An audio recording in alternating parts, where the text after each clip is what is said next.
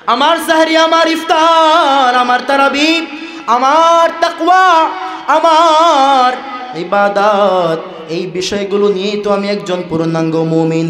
قد أفلح المؤمنون الذين هم في صلاتهم خاشعون والذين هم عن اللغو معرضون والذين هم للزكاة فاعلون।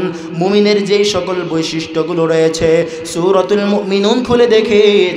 সূরাতুল মুমিনুনের প্রথম পৃষ্ঠায় প্রথম কিছু আয়াতের মাঝে রব্বুল আলামিন কয়েকটা বৈশিষ্ট্যের কথা বলে দিয়েছেন।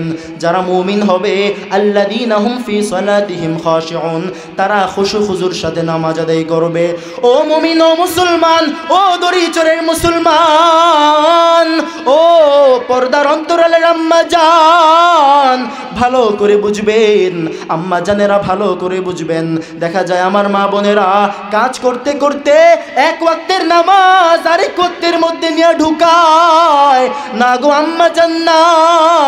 প্রত্যেকটা ওয়াক্তের নামাজ প্রত্যেক ওয়াক্তেই আদায় করে নেবেন। ও আম্মা জান, আপনি যদি নামাজ যথাযথভাবে আদায় করেন আপনার সন্তানটা আপনাকে দেখে দেখে শিখে নিবে। আপনি যদি 5 ওয়াক্তের নামাজ দৈনিক আদায় করেন, আল্লাহর কসম আপনার এই সন্তান আপনাকে দেখে দেখে নামাজি হয়ে যাবে।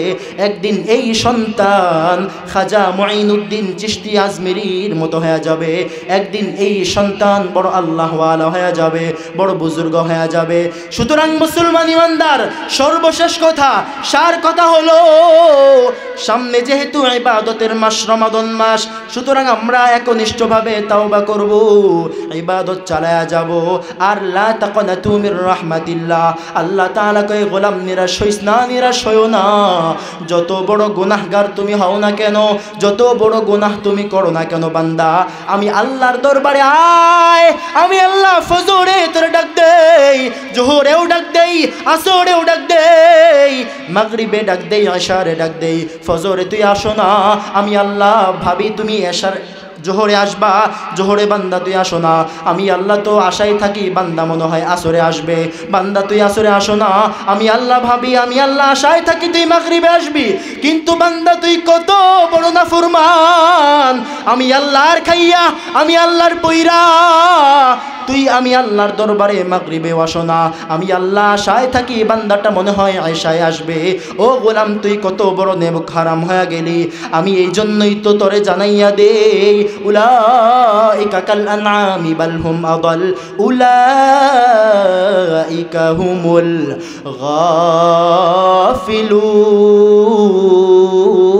গাফিলুন।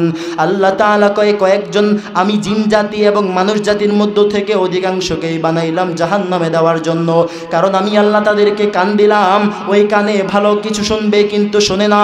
আমি আল্লাহ চোখ দিলাম, ভালো কিছু দেখবে, বান্দা দেখে না। আমি আল্লাহ বান্দাকে জবান দিলাম, ভালো কথা বলবে, বলে না।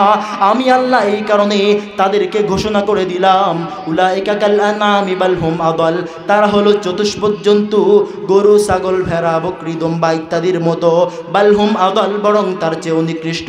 আর তারাই হলো দুনিয়ার থেকে গাফেল।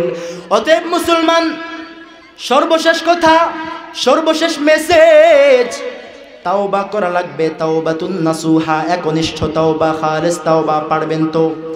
পারবেন তো? কারা কারা পারবেন ইনশাআল্লাহ? আল্লাহ আপনি কবুল করেন। মা বোনেরা তাওবা করার জন্য দৃঢ় প্রতিজ্ঞাবদ্ধ হয়ে যান। আল্লাহ আপনি আমাদের সবাইকে কবুল করেন, রমাদান পর্যন্ত আমাদের হায়াতকে বৃদ্ধি করে দেন, আমিন। সবাই পড়েন আমিন। আয় আল্লাহ, রমাদানকে ভালোভাবে ইবাদতের কাজে যেন লাগাইতে পারি সেই তৌফিক দান করেন। শারীরিক সক্ষমতা, শারীরিক সুস্থতা, মানসিক সুস্থতা দান করেন, আমিন। আল্লাহ তাআলা আমাকে আপনাকে কোরআন ও হাদিসের আলোকে ত্রুটিযুক্ত যে বক্তব্যগুলো রাখলাম, আল্লাহ তাআলা সর্বপ্রথম আমাকে এবং আপনাদের সকলকে আমল করার জন্য কবুল করুন, আমিন।